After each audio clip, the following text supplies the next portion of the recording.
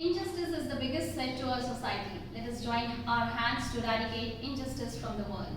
Hello everyone, myself Kanchan Sariara and I welcome you all. Today we are celebrating the World Day of International Law and Justice. The day is marked by the adoption of Rome Statute and the first permanent judicial institution, that is ICC, International Criminal Court. To get more knowledge regarding the same, we have with us Mr. Ashok Parmar, advocate in Gujarat High Court. Sir will give us the valuable information regarding law and justice. Sir, first of all मैं आपका स्वागत करती हूँ और आपसे इसी बारे में अपने व्यूअर्स को कुछ जानकारी आपसे चाहती हूँ। सबसे पहले मैं कंचन आईएएस एकेडमी के फाउंडर कंचन जी सरियारा को गुड विशेष देना चाहूँगा कि कंचन आईएएस एकेडमी जो कच्छ की पहली आईएएस एकेडमी है और मैं चाहूँगा कि कच्छ के स्टूडेंट इस एकेडमी का एडवांटेज जरूर उठाए। आज मैं आपके सामने एक्यूज के क्या राइट्स होते हैं, पुलिस अरेस्ट करती है तब उनके क्या राइट्स होते हैं, उसके बारे में कुछ पॉइंट डिस्कस करना चाहूँगा। कोई भी जब एफआईआर या कंप्लेंट होती है तो उस समय एक्यूज के क्या राइट्स होंगे। सबसे पहले तो वो उस कंप्लेंट के खिलाफ एंटीसिपेटरी बेल ले सकता है कि ताकि उसे पुलिस अरेस्ट ना करे, और यदि एक्यूज को लगता है कि ये कंप्लेंट फॉल्स है, गलत की गई है, तो हाई कोर्ट में अंडर सेक्शन 482 ऑफ सीआरपीसी वो इस एफआईआर को रद्द करवा सकता है।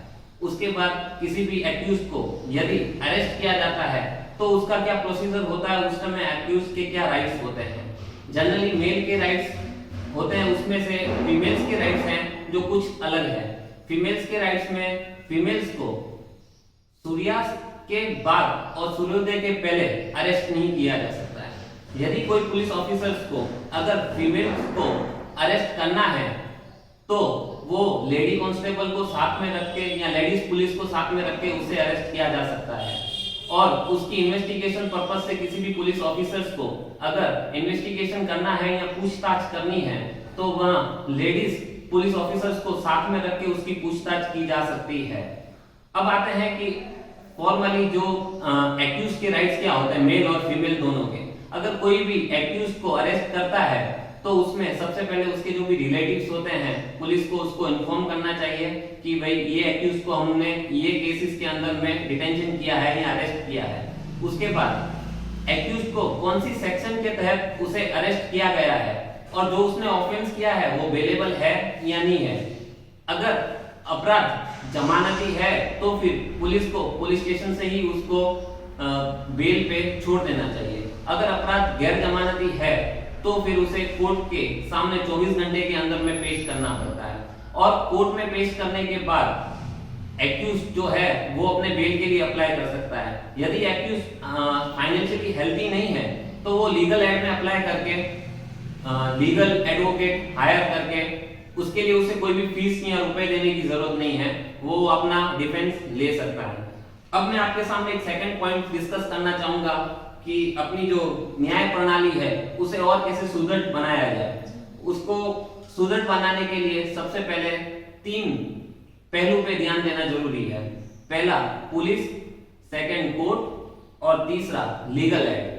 अगर ये 3 चीजों पे ध्यान दिया जाए तो न्याय प्रणाली को सरल बनाया जा सकता है।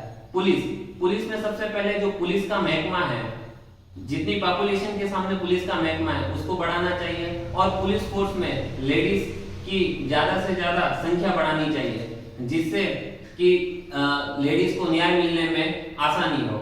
सेकंड कोर्टों की संख्या बढ़ानी चाहिए जिससे पेंडेंसी ऑफ केस है उसे कम किया जाए और लोगों को त्वरित जल्दी से न्याय मिल सके। उसके बाद में लीगल एड में गवर्नमेंट को फंडिंग करना चाहिए और कायदे और लॉ के बारे में लोगों को ज्यादा से ज्यादा अवेयर किया जा सके और इसकी जानकारी छोटे छोटे गांव कस्बों तक पहुंचाई जा सके। बिल्कुल सर, आप बिल्कुल सही कह रहे हैं। ये सब चीज़ों की जानकारी हमें होनी चाहिए। नासा एक्ट के अंदर सारी free legal aid services weaker sections को मिलती है और जो भी एलिजिबल कैंडिडेट है।